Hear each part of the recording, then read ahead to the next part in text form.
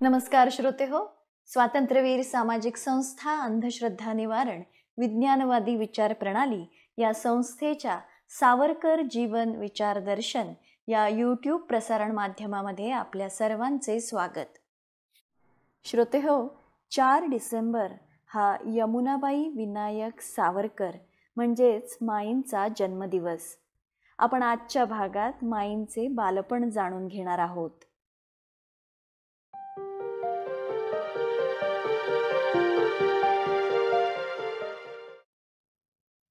जन्म व बालपण. माई म्हणजेच यमुना भाऊराव चिपळूणकर, जव्हार संस्थानचे दिवाण भाऊराव चिपळूणकर आणि सौ मनुताई या दाम्पत्याची मोठी लेक. घरी तिला सगळे माईच म्हणत. अत्यंत साधी, शांत, नम्र, अबोल होती माई. मार्गशीर्ष शुक्ल प्रतिपदा म्हणजेच 4 डिसेंबर 1888 रोजी भाऊराव चिपळूणकरांच्या घरात कन्यारत्न जन्माला आले आणि घर आनंदाने उजळून निघाले. भाऊराव मनुताई संसारवेलीवरचे हे पहिले वहिले फूल. मग काय विचारता, कौतुकच कौतुक. रसिक, प्रेमळ, सौंदर्य संपन्न माता आणि उंच, गोरे, प्रेमळ पण तितकेच शिस्तीचे कडक पिता अशा दोघांच्या आणि इतर कुटुंबियांच्या लाडाकोडात यमुना हळूहळू मोठी होऊ लागली. घरात नोकर चाकर, भरपूर सुबत्ता होती. घरात स्नानासाठी चांदीची घंगाळ होती. घोडागाडी होती.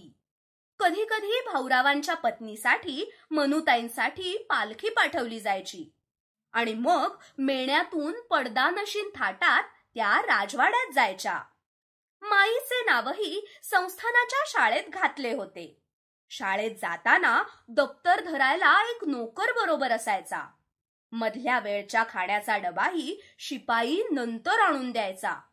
घरी स्वयंपाकासाठीही ब्राह्मण नोकर चाकर होते. पण आपल्या लाडक्या माईसाठी मनुताई स्वतः काजू बदाम घालून साजूक तुपातला शिरा करून द्यायच्या.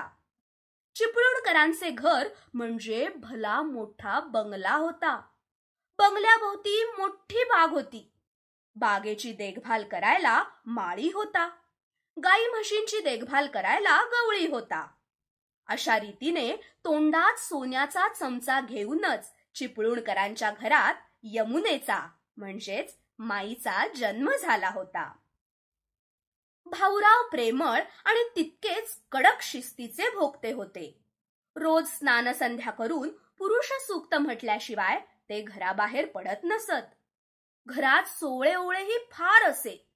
रोजच्या नैवेद्याचा स्वयंपाक सोवळ्यात स्वतः मनुताई करत.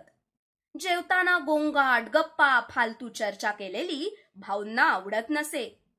मुलीच्या जातीला डाव उजवं सगळं व्यवस्थित वाढणं जमलंच पाहिजे यावर त्यांचा विशेष कटाक्ष असे. भाऊंना गबाळेपणा अजिबात खपत नसे. त्यांचा स्वतःचा पोशाखही टापटिपीचा असे. इंग्रजी रिवाजाबद्दल भाऊंना चीड होती. त्यामुळे संपूर्णपणे महाराष्ट्रीय ब्राह्मणी पोशाख असे त्यांचा. डोक्यावर कुसुंबी रंगाची पुणेरी पगडी, छडा असलेलं खिशातलं सोनेरी घड्याळ, उभं केशरी गंध, अंगावर जरीकाठी उपरणं, पायात पुणेरी जोडा असा भाऊंचा थाट असे. जव्हार संस्थानचे महाराज भाऊंच्या व्यक्तिमत्वावर आणि बुद्धिमत्तेवर फारच खुश होते. घरात गडगंज असलं तरी देण्याची, मुक्त हस्ताने वाटण्याची इच्छा फारच थोड्या लोकांमध्ये दिसून येते. भाऊराव जितके उदार तितक्याच मनुताईही किंबहुना त्यांच्यापेक्षा काकणभर जास्तच.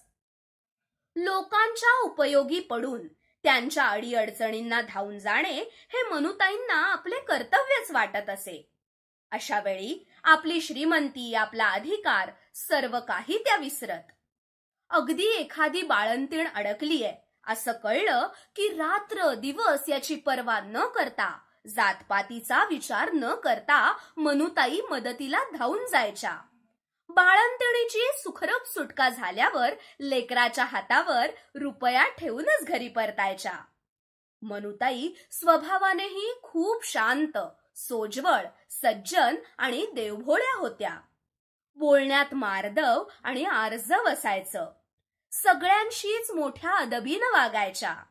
आईच्या वागण्या बोलण्यातील हाच संस्कार नकळत यमुना म्हणजे माईच्या मनावरही झाला. त्यामुळेच घरात लक्ष्मी सोन्याच्या पावलाने वावरत होती, तरी माय लेकींच्या वागण्यात कधीही श्रीमंतीचा तोरा दिसला नाही. लहानपणीच्या याच संस्कारामुळे असेल कदाचित, पण पुढील आयुष्यात माईंना जेव्हा दुःख दारिद्र्याचे चटके सहन करावे लागले, तेव्हाही त्या निश्चल, अटळ राहू शकल्या. माईला लहानपणापासूनच फुलांची खूप आवड.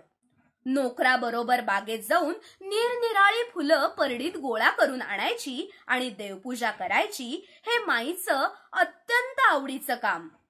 तिच्या वयाच्या मुली भातुकली आणि बाहुला बाहुलीच्या लग्नात रमायच्या, पण माईचा खेळ म्हणजे देवपूजा देवपूजा. तुळशीची पूजा, गोपाळकृष्णाची पूजा, नैवेद्य यातच माई गुंतून जायची. घरात आई वडिलांकडूनही अशीच शिकवण माईला मिळत होती. देवघरात पूजेची तयारी करून ठेव, उपकरणी घासून ठेव, देवापुढे ज्ञानकमळ, गोपद्म काढणं, याबरोबरच चटणी वाट, भाजी निवड, कोशिंबीर कर, पानं वाढ अशी ही कामं माईला हळूहळू येऊ लागली. त्या काळी कितीही श्रीमंत घराणं असलं तरी मुलीला ही कामं यायलाच हवीत असा वडीलधाऱ्यांचा दंडक असे. माई आता 12 वर्षाची झाली. परकराचा पोशाख जाऊन माईला आता साडी नेसावी लागणार होती. प्रथेनुसार ही साडी मामाने घ्यायची. त्यामुळे एक दिवस त्र्यंबकहून मामा मामी आले. माईसाठी सुरेख हिरवी पैठणी आणली होती. नव्या वाकी, भोकरबाळ्या, मोत्यांच्या बांगड्या असे सर्व दागिने घालून मामानी आणलेली हिरवी पैठणी नेसून माई जव्हारच्या अंबा मंदिरात देवीच्या दर्शनाला निघाली. बरोबर आई आणि मामी होत्याच. मामी आईला म्हणाली, "वंस, आपली माई किती छान दिसते आहे या पैठणीत." "हो ना, पोर जरा उफाड्याचीच आहे." "वंस, आता माई सुजवावयास हवं." "हो वहिनी, पोरीनं सोन्याचा चमचा तोंडात घेऊन जन्म घेतलाय, पण आता सासर कसं मिळेल, काय मिळेल ते त्या ईश्वरालाच ठाऊक."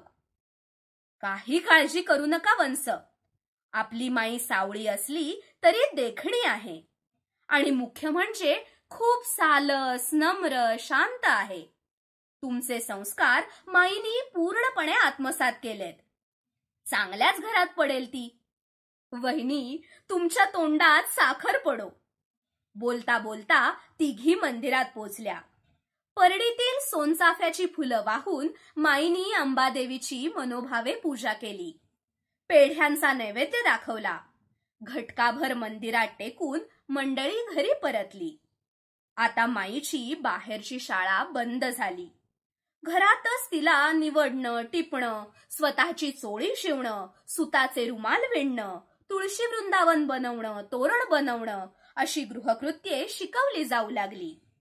तसेच एखाद दुसरा पदार्थ बनवण्याचे धडेही माई गिरवू लागली. घरात वडीलधारी मंडळी नसली की दुपारच्या वेळेला बरोबरीच्या मैत्रिणींसोबत फुगडी, झिम्मा, कोंबडा, गोफ, क्वचित छप्पा पाणी, लगोरी असे खेळ या मुली खेळत. पण वाड्याच्या मधल्या चौकात, बाहेरच्या अंगणात वा रस्त्यावर नाही.